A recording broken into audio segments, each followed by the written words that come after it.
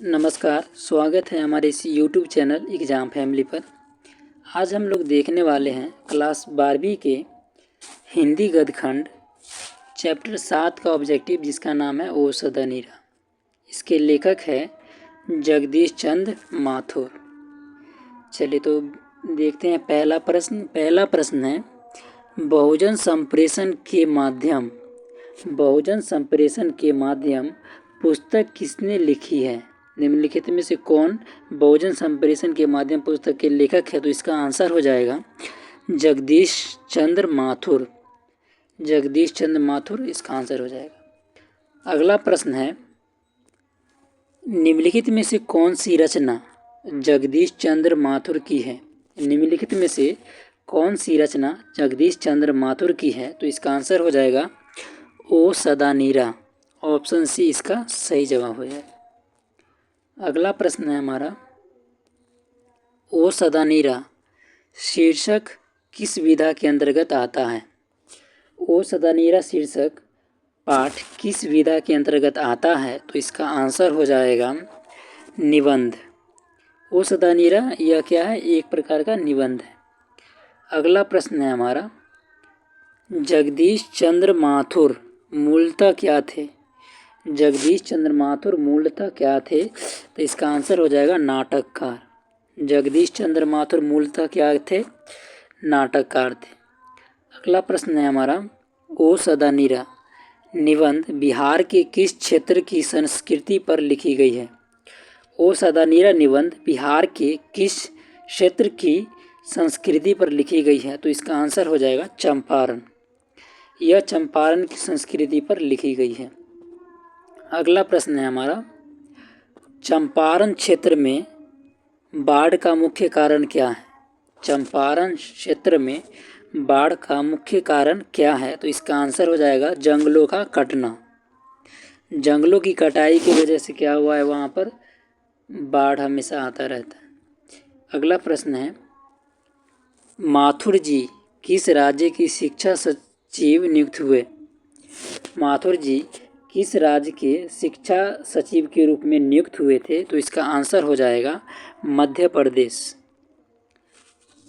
अगला प्रश्न देखते हैं। 8वां प्रश्न है हमारा, 12वीं सदी के लगभग 300 वर्ष तक किस वंश का शासक रहा? तो इसका आंसर हो जाएगा कर्नाट वंश का। अगला प्रश्न है, अंग्रेज ठेकेदारों ने किस चीज़ की खेती का विस्तार किया? अंग्रेज ठेकेदारों ने किस चीज़ की खेती का विस्तार किया? तो इसका आंसर हो जाएगा नील की खेती, जो बिहार में बड़े पैमाने पर किया जाता था। अगला प्रश्न है, राजा हरसिंह देव को गयासुद्दीन तुगलक का सामना कब करना पड़ा था? राजा हरसिंह देव को गयासुद्दीन तुगलक का सामना कब करना पड़ा था? तो इसका आंसर हो जाएगा 1325 ईस्वी में। 1325 ईस्वी में राजा हरसिंह देव का सामना किसे हुआ था? गयासुद्दीन से। अगला प्रश्न है हमारा, धांगरों को नील की खेती के सिलसिले में कब लगाया गया था? धांगरों को नील की खेती के सिलसिले में कब लगाया गया था? तो इसका आंसर हो जाएगा 18वीं शताब्दी के अंत में। 18वीं शताब्दी के अंत में। 12 नंबर प्रश्न है, पुंडलिक जी कौन थे? पुंडलिक जी कौन थे? तो इसका आंसर हो जाएगा शिक्षक। पुंडलिक जी कौन थे? एक शिक्षक थे। अगला प्रश्न है हमारा, निम्नलिखित में से कौन सा नाटक जगदीश चंद्र माथुर द्वारा रचित है? यह हो जाएगा, तो इसका आंसर हो जाएगा कोणार्क। कोणार्क नामक एक नाटक है जो जगदीश चंद्र माथुर जी के द्वारा लिखा गया था, रचित किया गया था। अगला प्रश्न देखते हैं। 14 नंबर प्रश्न है, निम्नलिखित में से कौन सी उपाधि माथुर जी को मिली है। निम्नलिखित में कौन सी ऐसी उपाधि है जो जगदीश चंद्र माथुर जी को मिली हुई है? तो इसका आंसर हो जाएगा विद्यावारिधि। विद्यावारिधि नामक उपाधि किनको मिला था? जगदीश चंद्र माथुर जी को। अगला प्रश्न है, माथुर जी को भितिहरवा पहुँचाने पर कौन मिले? माथुर जी को भितिहरवा पहुँचाने पर कौन मिले थे? तो इसका आंसर हो जाएगा पुंडलिक जी। क्या हो जाएगा? पुंडलिक जी। अगला प्रश्न देखते हैं। अगला प्रश्न है, पुंडलिक जी ने निर्भीकता किससे सीखी? पुंडलिक जी निर्भीकता किससे सीखे थे? तो इसका आंसर हो जाएगा गांधी जी से। अर्थात निर्भीक रहना किसी भी व्यक्ति से या किसी चीज़ से। अगला प्रश्न देखते हैं। अगला प्रश्न है, कर्नाट वंश के राजा हरसिंह को किसका मुकाबला करना पड़ा था? तो इसका आंसर मैंने अभी थोड़ी देर पहले भी आपको बताया था। इसका आंसर हो जाएगा गयासुद्दीन तुगलक। ठीक है। अगला प्रश्न देखते हैं। अगला प्रश्न है, चंपारण में धांगर कहाँ से आए थे? चंपारण में धांगर कहाँ से आए थे? तो इसका आंसर हो जाएगा छोटा नागपुर से। कहाँ से आए थे? छोटा नागपुर से। चलिए अगला प्रश्न है, क्वेश्चन नंबर 19। गांधी जी चंपारण में कब आए? गांधी जी चंपारण में कब आए? तो इसका आंसर हो जाएगा अप्रैल 1917 ईस्वी में। गांधी जी चंपारण कब आए थे? अप्रैल 1917 ईस्वी में। तिनकठिया प्रथा का संबंध किससे है? तिनकठियो प्रथा का संबंध निम्नलिखित में से किससे है? तो इसका आंसर हो जाएगा नील की खेती से। तिनकठिया प्रणाली ये किससे संबंधित है? नील की खेती से। अगला प्रश्न है, पंडई नदी कहाँ तक जाती है? पंडई नदी कहाँ तक जाती है? तो इसका आंसर हो जाएगा भिखनाथोरी। कहाँ तक जाती है? भिखनाथोरी। पंडई नदी कहाँ तक जाती है? भिखनाथोरी तक जाती है। अगला प्रश्न है, बराज कहाँ बन रहा था? बराज कहाँ बन रहा था? तो इसका आंसर हो जाएगा भैंसा लोटन में। यह एक जगह का नाम है जहाँ पर क्या हुआ था? बराज बन रहा था। अगला प्रश्न है,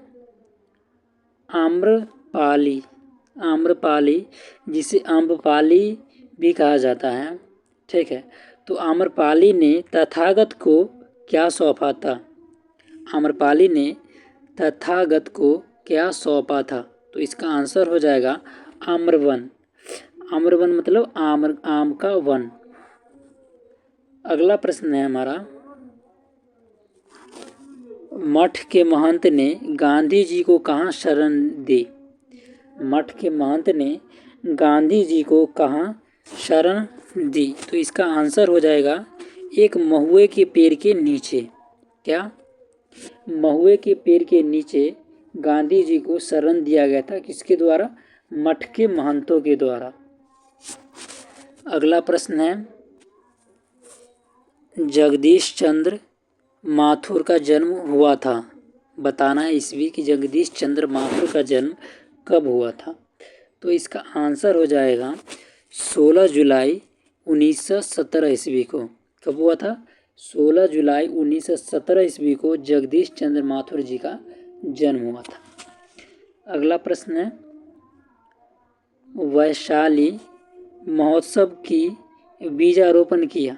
बताना है इसमें कि वैशाली महोत्सव जो है उसका बीजारोपण अर्थात प्रारंभ किसके द्वारा किया गया था? तो इसका आंसर हो जाएगा जगदीश चंद्र माथुर जी के द्वारा किया गया था। ठीक है। अगला प्रश्न देखते हैं। अगला प्रश्न है, कौन सी कृति माथुर जी की नहीं है। निम्नलिखित में से कौन सी ऐसी कृति है जो माथुर जी की नहीं है, ये बताना है। तो इसका आंसर हो जाएगा रेशमी टाई। क्या हो जाएगा? रेशमी टाई। इसके अलावा जो भी है वो क्या है? माथुर जी के द्वारा लिखी गई कृति है। अगली प्रश्न देखते हैं। अगला प्रश्न है, कौन सी कृति माथुर जी की है? निम्नलिखित से बताना है कि ये कौन सी है कृति जो किनके द्वारा लिखी गई है? माथुर जी के द्वारा लिखी गई है। तो इसका आंसर हो जाएगा भोर का तारा। भोर का तारा किसके द्वारा लिखे गया था? माथुर जी के द्वारा। ठीक है। इनका पूरा नाम क्या है? जगदीश चंद्र माथुर। अगला प्रश्न है, बोलते क्षण किस साहित्यिक विधा की कृति है? बोलते क्षण किस साहित्यिक विधा की कृति है? तो इसका आंसर हो जाएगा निबंध। बोलते क्षण क्या है? एक प्रकार का निबंध। अगला प्रश्न है, ओ सदा नीरा किसको निमित्त बनाकर लिखा गया है? ओ सदा नीरा, यह जो लिखा गया है कृति, यह किसको निमित्त बना करके लिखा गया, अर्थात किसको सोच करके लिखा गया है? तो इसका आंसर हो जाएगा गंडक। किसको? गंडक को निमित्त मानकर या बनाकर लिखा गया। अगला प्रश्न देखते हैं। अगला प्रश्न है, थारन। थारन शब्द किस शब्द से विकसित है? थारन शब्द जो है यह किस शब्द से विकसित है? तो इसका आंसर हो जाएगा थार से। ठीक है। थारन शब्द जो है यह कहाँ से विकसित हुआ है? थार शब्द से हुआ है। थार का अर्थ क्या होता है? मरुभूमि बोल सकते हैं या मरी हुई भूमि। अगला प्रश्न देखते हैं। 32 नंबर प्रश्न है, बिहार के सुप्रसिद्ध सांस्कृतिक उत्सव वैशाली महोत्सव का बीजारोपण किसने किया था? इसका आंसर मैंने अभी थोड़ी देर पहले भी बताया था। इसका आंसर हो जाएगा जगदीश चंद्र माथुर। वैशाली महोत्सव का बीजारोपण किसके द्वारा किया गया था? जगदीश चंद्र माथुर के द्वारा किया गया था। अगला प्रश्न है, ओ मेरे सपने क्या है? ओ मेरे सपने निम्नलिखित में से क्या है? उपन्यास है, कहानी है, खंड काव्य है या नाटक है? तो इसका सही जवाब हो जाएगा नाटक। क्या है? ओ मेरे सपने, यह एक नाटक है। अगला प्रश्न है, गौतम बुद्ध का आविर्भाव कब हुआ था? गौतम बुद्ध का आविर्भाव कब हुआ था? तो इसका आंसर हो जाएगा 2500 वर्ष पहले। 2500 वर्ष पहले क्या हुआ था? गौतम बुद्ध का आविर्भाव हुआ था। चलिए अगला प्रश्न देखते हैं। Question number 35। राजा हरसिंह देव को किसका मुकाबला करना पड़ा था? तो राजा हरसिंह देव को मुकाबला करना पड़ा था गयासुद्दीन तुगलक का। ठीक है। इसका आंसर हो जाएगा ऑप्शन ए। क्वेश्चन नंबर 36 देखते हैं।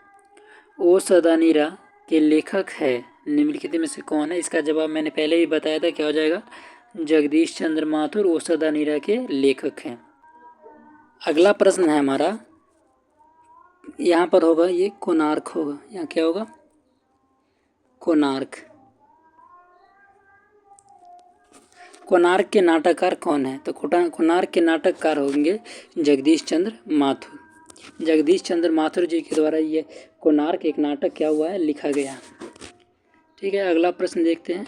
अगला प्रश्न है हमारा, 10 तस्वीरें के रचनाकार कौन है? 10 तस्वीरें के रचनाकार कौन है? तो इसका आंसर हो जाएगा जगदीश चंद्र माथुर। जगदीश चंद्र माथुर के द्वारा क्या हुआ है? यह रचना लिखा गया जिसका नाम है 10 तस्वीरें। चलिए तो आज के लिए इतना ही रहने देते हैं, फिर मिलते हैं नेक्स्ट वीडियो में। फ़िलहाल के लिए धन्यवाद। आपको अगर ये वीडियो अच्छा लगा हो तो लाइक कमेंट शेयर कीजिए।